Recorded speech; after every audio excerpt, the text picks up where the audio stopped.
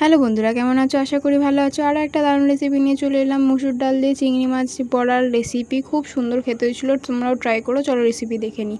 আমরা প্রথমে এখানে একটা পেস্ট তৈরি করে নেবো কাঁচা লঙ্কা, মুসুর ডাল আর চিংড়ি মাছ দিয়ে।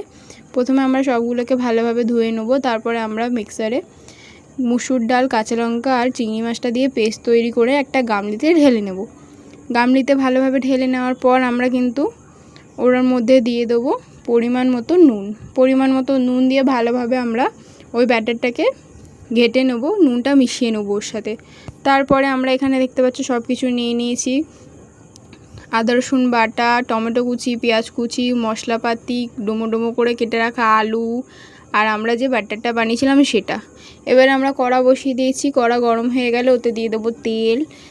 আমাদের কিন্তু গরম হয়ে আসলে আমরা ওতে এক এক করে সবগুলো বড়াগুলো আমরা দিয়ে দেবো, যেটা আমরা বানিয়ে রেখেছিলাম মুসুর ডাল আর চিংড়ি মাছ দিয়ে। ওইগুলো আমরা এক এক করে সব কড়াই দিয়ে ছাকা তেলে ভালো করে এক এক করে সবগুলো বড়া আমরা লাল লাল করে মুচমুচে করে ভেজে নেব। খুব সুন্দরভাবে ভেজে নিয়ে আমরা একটা থালার মধ্যে তুলে নেব। তুলে নেওয়ার পর বাকি বড়াগুলো আমরা একইভাবে ভেজে নেব, যেটা আমরা চিংড়ি মাছ আর মুসুর ডাল দিয়ে যেটা বানিয়ে রেখেছিলাম ওটাই দিয়ে এক এক করে সবগুলো বড়া মুচমুচে লাল করে ভেজে নেব।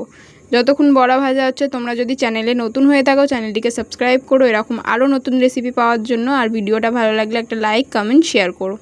আমাদের সব বড়া ভাজা হয়ে গেছে। এবার ওই তেলের মধ্যেই আমরা ফোড়নে দিয়ে দেবো তেজপাতা, গোটা জিরে আর শুকনো লঙ্কা দিয়ে ওর মধ্যে দিয়ে দেবো কেটে রাখা ডুমো ডুমো আলু দিয়ে। আলুটাকে আমরা কিন্তু ভালোভাবে ভাজবো।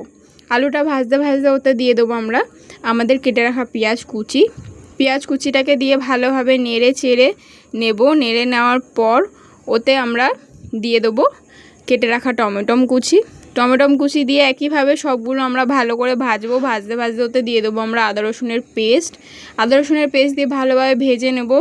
ভেজে নেওয়ার পর ওর মধ্যেই ভাজতে ভাজতে দিয়ে দেবো স্বাদ অনুযায়ী নুন দিয়ে দেওয়ার পর আলুটাকে আমরা ভালোভাবে ভাজতে ভাজতে আদা রসুনের গন্ধটা চলে গেলে ওর মধ্যে দিয়ে দেবো মশলাপাতি, জিরে গুঁড়ো, ধনে গুঁড়ো, লঙ্কা গুঁড়ো আর হলুদ গুঁড়ো।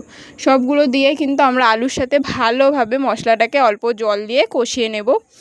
আলুটাকে ভালোভাবে মশলার সাথে আমরা কিন্তু কষিয়ে নেব। দেখতে পাচ্ছ আমাদের আলু মশলার সাথে ভালোভাবে কষে গেছে। এবারে কিন্তু আমরা ওতে ঝোল অনুযায়ী জল দিয়ে দেবো, যতটা ঝোল লাগবে সেই অনুযায়ী জল দেব। জল দিয়ে দেওয়ার পর আমরা নেড়ে চেড়ে ফুটতে দেবো। তরকারি কিন্তু আমাদের ফুটে এসছে, আমরা দেখবো আমাদের আলুটা সেদ্ধ হয়েছে কিনা। আলু কিন্তু আমাদের সেদ্ধ হয়ে এসেছে। ওর মধ্যে আমরা আমাদের ভেজে রাখা বড়াটাকে দিয়ে দেবো। দিয়ে ভালোভাবে নেড়ে চেড়ে আরও কিছুক্ষণ তরকারিটাকে আমরা ফুটতে দেবো ঢাকা দিয়ে। কিছুক্ষণ পর ঢাকাটা খুলে নেবো। খুলে নেড়ে চেড়ে দেখে নেবো আলু সেদ্ধ হয়ে গেছে আমাদের। এবার ওপর দিয়ে গরম মশলা ছড়িয়ে দিয়ে ভালোভাবে নেড়ে চেড়ে নামিয়ে নিলেই আজকের আমাদের ইউনিক একটা রেসিপি চিংড়ি মাছ দিয়ে মুসুর ডালের বড়া দিয়ে তরকারি তৈরি। খুব সুন্দর খেতে হয়েছিল। তোমরাও কিন্তু ট্রাই করে কমেন্টে জানাও কেমন লাগবে।